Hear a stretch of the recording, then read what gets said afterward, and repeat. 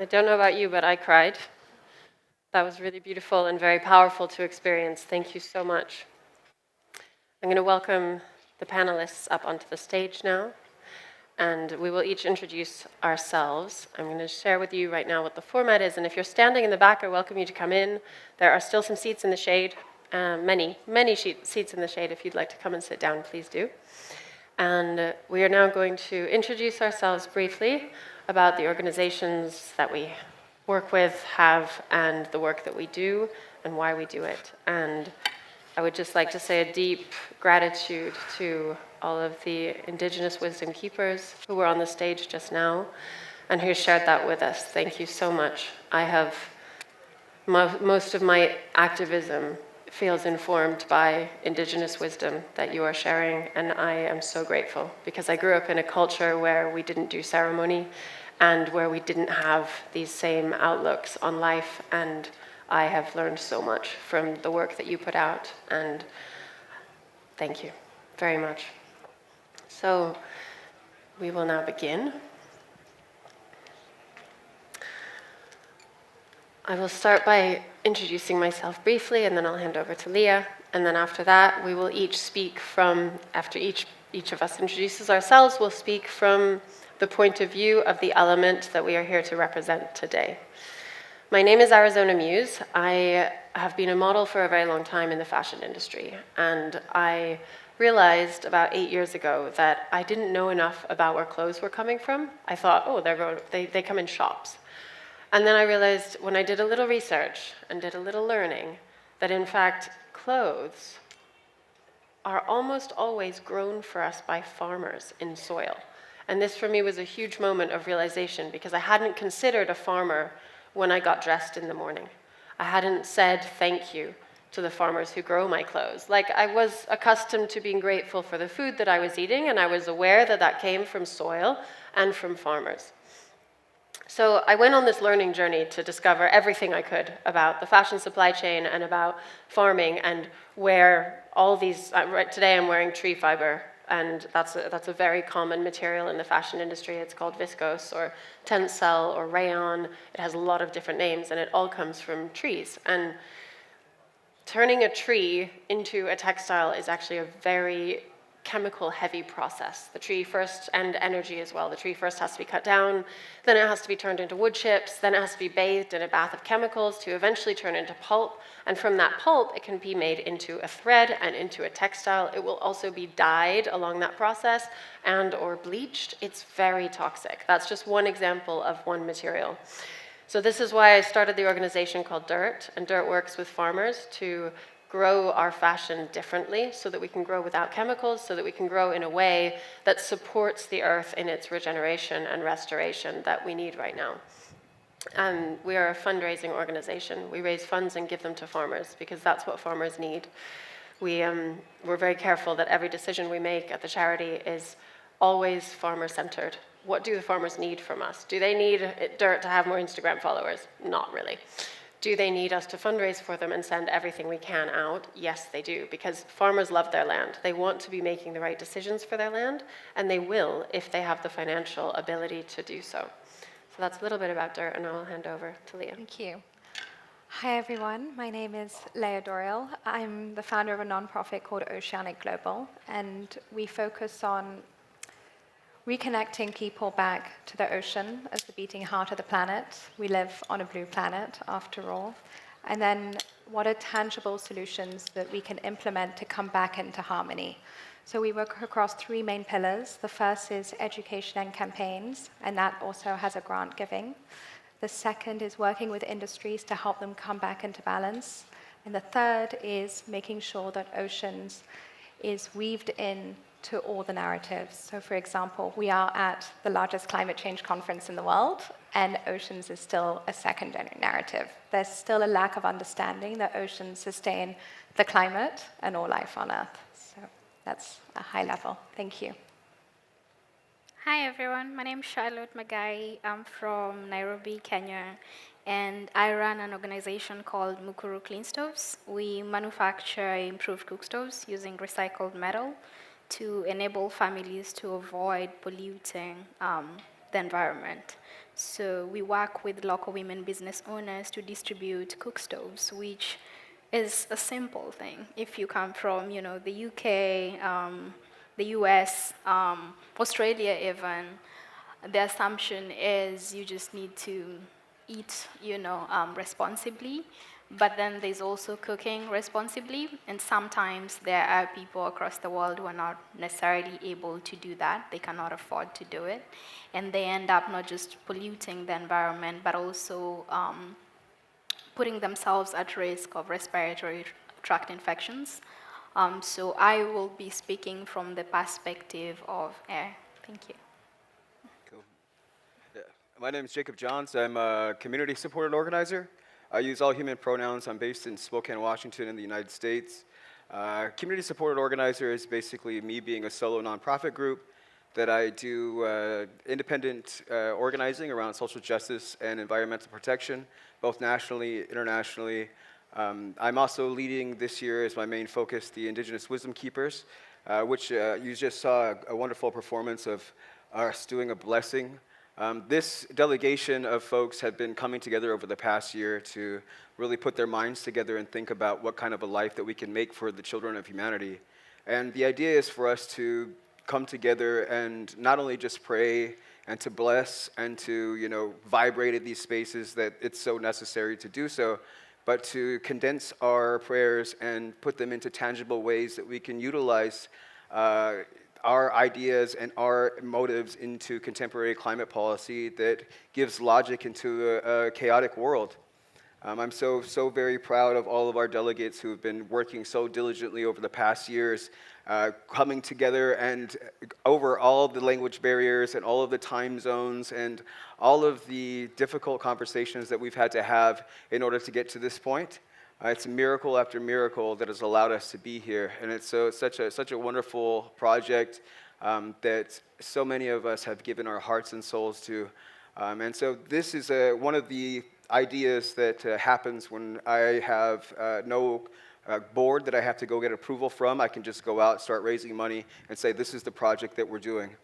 So it's the will of the universe that ultimately wants us to succeed. It's the future of humanity that is at stake, and ultimately our prayers need to be distilled into contemporary climate policy that we can advance without the taint of a large NGO telling us what it is that we can say and what it is we can't say.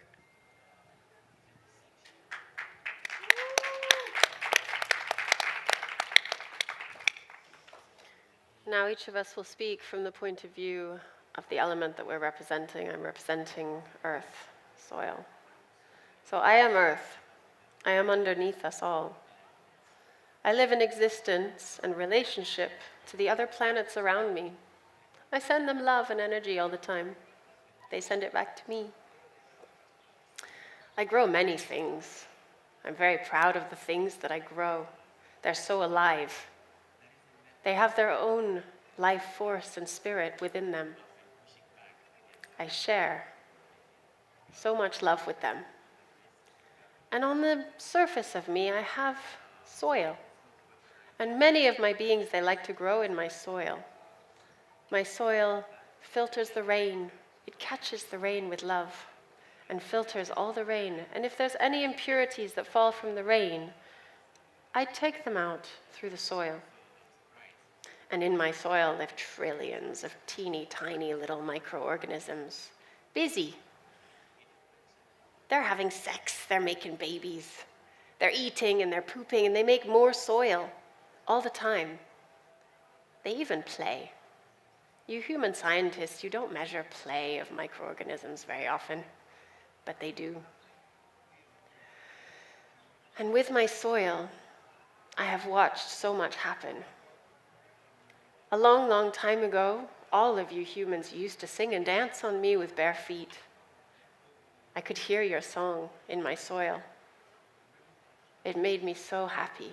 I felt so at peace with all the life that was created and experiencing a body on me.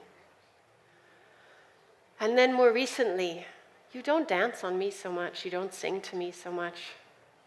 In fact, you leave your waste on me. This hurts me, it makes me sad.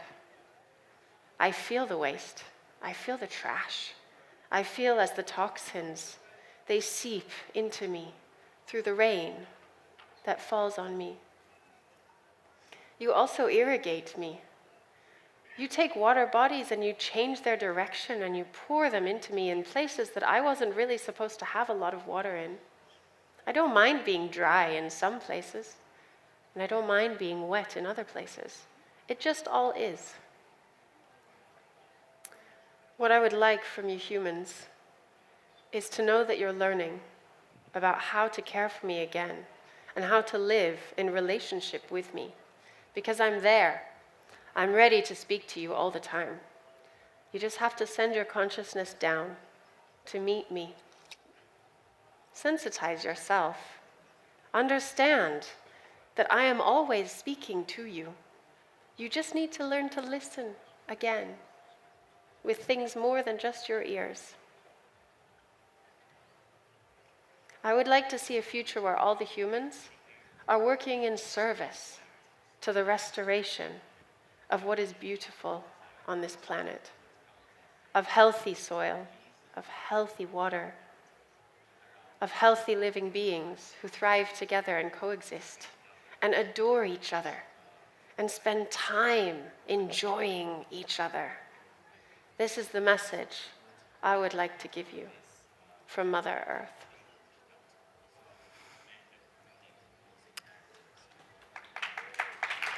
Thank you. I would like to invite everyone to close their eyes for this next one. I am water. I am life. I flow through everything. I keep everything alive. We live on a blue planet. 95% of the biosphere is made of water. 70% of the surface of the earth. I am home to insane biodiversity. In my waters, everything is in movement. Everything is always changing. Everything is always flowing. From the deepest parts of our ocean, where humans can't even comprehend what lives there, these coral reefs that are 900 meters under the surface, to the birds that dives into our waters every day to fish. I am also in each of you, the human body that is made up of 70% water. Below our skins, we are all the same. The same water that flows everywhere flows in you. You have forgotten how to speak to me, to see how your waters are feeling. How are your waters feeling? Humans have forgotten how to interact with me, to speak to me, to be in dialogue with me. Humans have forgotten that water, the ocean, is life, that humans are a part of that life. And this disconnection is the root cause of everything that has unfolded.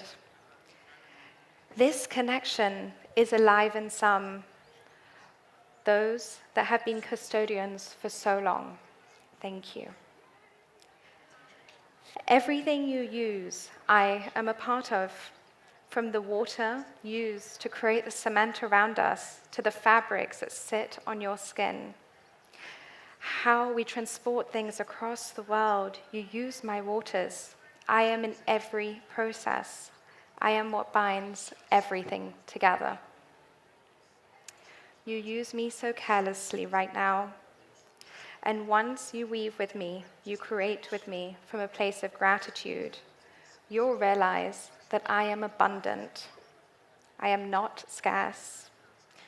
You need to change your mindset towards me. There has always been the same amount of water on the planet than there is now, just in different forms. Don't disregard me as polluted. Work with me to revitalize me. I am not a resource. I do not belong to anyone.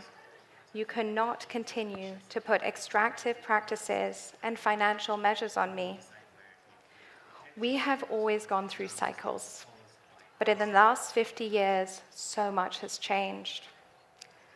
Plastic pollution, a man-made material, are choking my water systems. Plastics are traveling through my veins, the rivers, and entering my body, the ocean. 80% of plastic travels down the rivers to the ocean. It's been eaten by fish, all marine and animal life. It's forming plastic islands, and it's entering back into all of you. The human body, as all sea salt, is contaminated with plastic. To the coral reefs, which are home to 25% of all marine species and offer food to millions of people daily.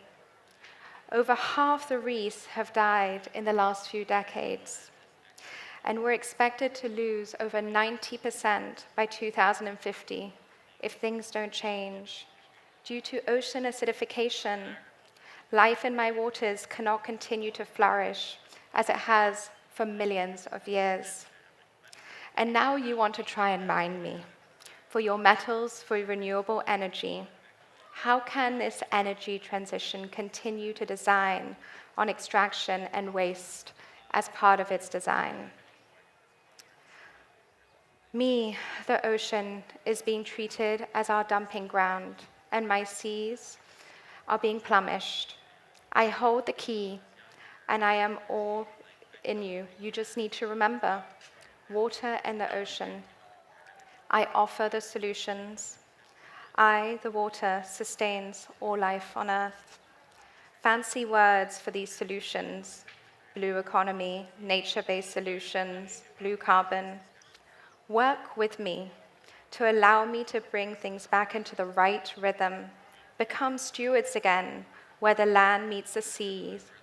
Plant mangroves, seagrass, create conditions for me to rejuvenate. Protect me and work with me. We need to protect at least 50% of our oceans by 2030. We have a lot of work to do together. As water, I am life. I am always living, and I am always alive. Work with me to be part of bringing healthy life for all, and then only then will everything flourish. Thank you.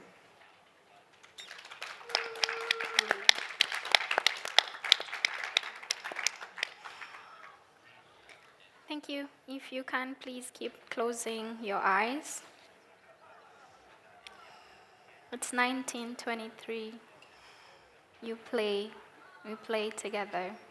You're happy, you can breathe. You're a child. It's 1953. You want to innovate, but you pollute me because you get excited. You want new stuff. You're not too sure about the repercussions, so you innovate, and you make them happy, and we don't play anymore. It's 1993. You have a baby, and you want her to play just like you played with me. Your granddaughter, she's running around. She wants to swim. She can't hold her breath as long as you were able to in 1923. But you still don't realize the cost. So you keep innovating and you keep teaching to keep polluting me and making me dirty. You don't remember that you need me to not choke, to not suffocate, to not get sick. It's 2023. You don't breathe. You know better, but you don't do better. You have options, but you feel it's too expensive. You refuse to innovate. I am air. I let you breathe, but I want to breathe too. We're not friends anymore because you keep dumping in me things that choke me. So I choke you right back. I make you sick the more you make me sick. And we could have a conversation about it, but you have new friends now. They're prettier, they're more fun, and they're not necessarily out in the field. But you still need me, and you fail to realize that. We're in a raw area in Western Ghana. There's a mom cooking. She's using an open fire. And her daughter comes in to help her cook, but she can't help but get her out of the kitchen. It's not safe. She wants her to be able to breathe, to not get sick. It's 2023, and that is still happening. You could do better. I am telling you what you could change about it. I'm telling you how you could help avoid that. But you still don't see it because you want your devices. It's 2023. We're a COP. You have access to solar, but you still insist on using electricity. You still insist on powering your fridge. You could use solar. You could use an efficient stove, but you're in a hurry. You need to get to COP. You don't want to be late. You get an Uber. There are two options. One is slightly more expensive, but the other one is substantially cleaner. You don't have time. You do have the money. You refuse to care, but you want to breathe. And so you keep moving up. You keep migrating. You keep making me dirty and moving away from the places you have polluted. And you keep dumping on me. I am Raiden. You could just leave me alone. You do not have to ban me even a little bit. But when you do ban me, you could ban me for longer. So I am not exposed to your environment. But you're in a rush. You're camping. And she's waiting. And you don't have time. It's 2023. And you're pregnant. You're not breathing well. But you want your daughter to be able to when she's born. So you could do better. Because you know better now. So do better. Thank you.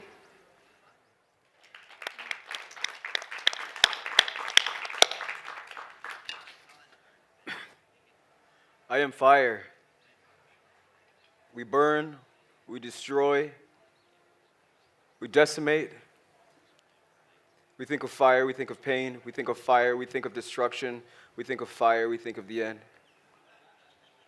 We think of the heat that burns, the heat that scars, and the heat that moves and ends life. We think of fire, we think of it as bad. We think of fire as destruction. We think of fire as something negative. Always, it's fire's fault. Fire took it, fire takes it, fire burns. Fire's hot, fire's heat, fire destroys. Fire is natural. Fire is a part of the process. We must destroy things that no longer serve us. It's fire that takes the charge. It's fire that leads us. It's fire's fault. Fire destroys. There's fire inside of us. We need this fire to fight. We need this fire to survive. We need this fire to start over. We look at fire as the heat that warms us in the cold winter night. We look at fire as something that cooks our food, that feeds our babies, that heals us when we need it to. Think of the fire as something deep, deep inside of our planet, something heat, something hot, something that burns. We can think of fire as this wonderful, wonderful energy deep inside of our planet. And this wonderful fire that destroys, that burns, that cuts us in so many scarification processes. We think of this fire, we think of the destruction, we think of pain. We think of fire when it's cold. We think of fire when we need to warm ourselves. And in these dark times, when everything seems like there is no hope, when there is no end, when everything will be destroyed by the fire of capitalism, by the fire of colonialism, that it will all end. It will all be destroyed. And sometimes it must. But this is a natural cycle. This is a natural cycle of progression.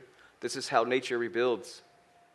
It's with fire inside of us. It's the fire in our planet that keeps us going. It's the passion of life inside the center of our planetary consciousness.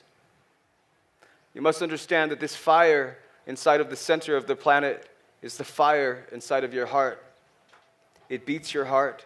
It moves your lungs. It helps you move.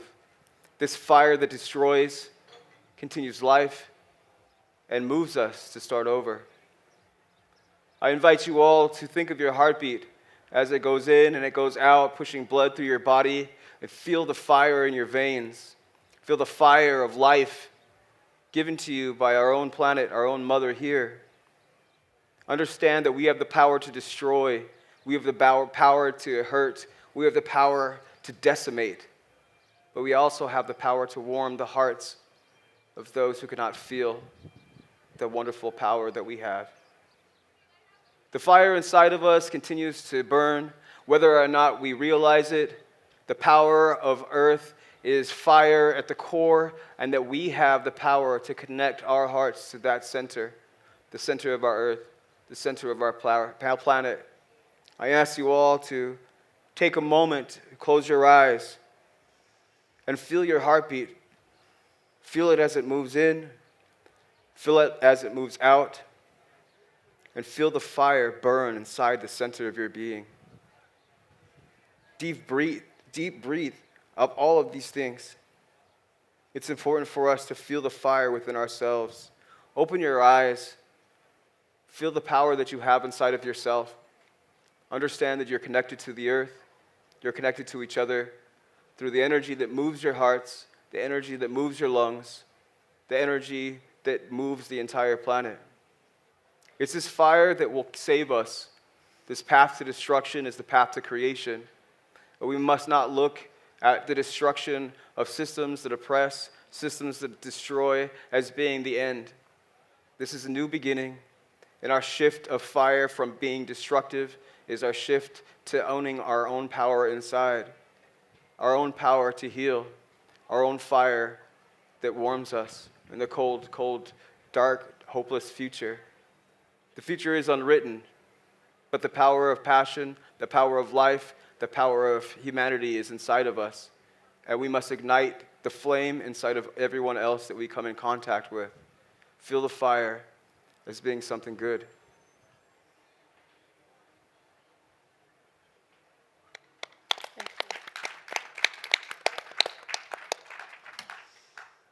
Now, before we all leave, imagine a future for each of yourselves where you connect more deeply to the elements, where you learn more from the people who are still deeply connected to the soil, to the earth, to the fire, to the water, and to the air.